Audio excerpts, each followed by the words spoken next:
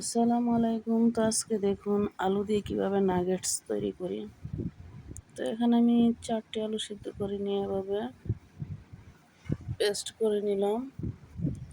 তারপরে এটাতে কিছু আদা, কর্নফ্লাওয়ার, তারপরে মরিচ, ধনেপাতা, লাল মরিচের গুঁড়া, তারপরে হলুদ অল্প করে সব দিয়ে এটাকে ভালোভাবে মেখে নেব।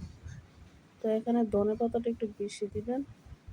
তারপরে এটা তারপরে চাট মশলা দিয়ে ভালোভাবে মেখে নিয়ে তারপরে এটাকে পছন্দ অনুযায়ী শেপ করে নেব। তো আমার কাছে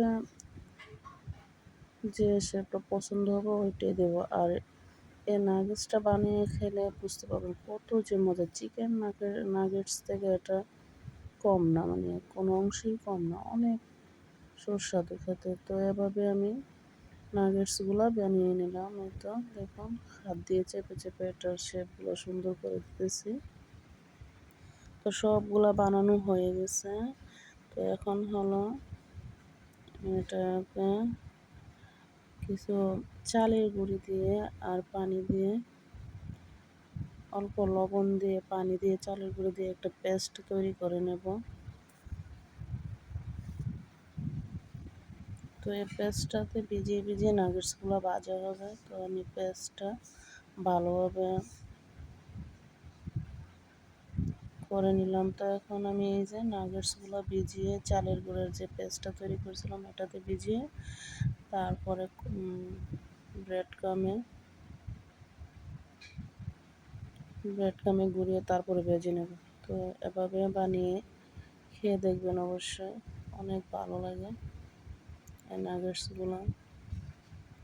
তো এই তো ব্রেড কামে আমি ভালোভাবে এগুলোকে গুঁড়িয়ে নিয়েছি।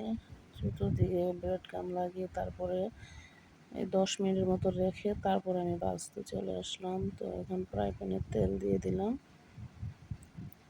ব্রেড কাম লাগিয়ে কিছুক্ষণ রাখলে দেখা যায় কি এটি একটু শক্ত শক্ত হয়, তারপরে একদম বিস্কিটের মতো দেখা যায়। তখন ভাজলে এগুলো মানে ভালো হয়।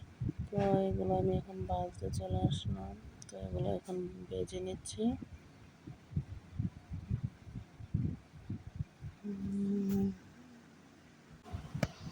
এগুলো যে কত খেতে ভালো লাগে, কী যে মজা লাগে খেতে। তো এই তো এখন দেখি আমার ইচ্ছে করতেছে খাওয়ার জন্য। তো আবারও বানিয়ে খাবো ইনশাল্লাহ। তো আমার নাগেটসগুলো হয়ে গেল। তারপরে সস দিয়ে আমরা খাচ্ছি সবাই। খেতে যে কত মজা হয়েছিল। আসলে আলু দিয়ে এত সুন্দর একটা নাস্তা তৈরি হয়েছে।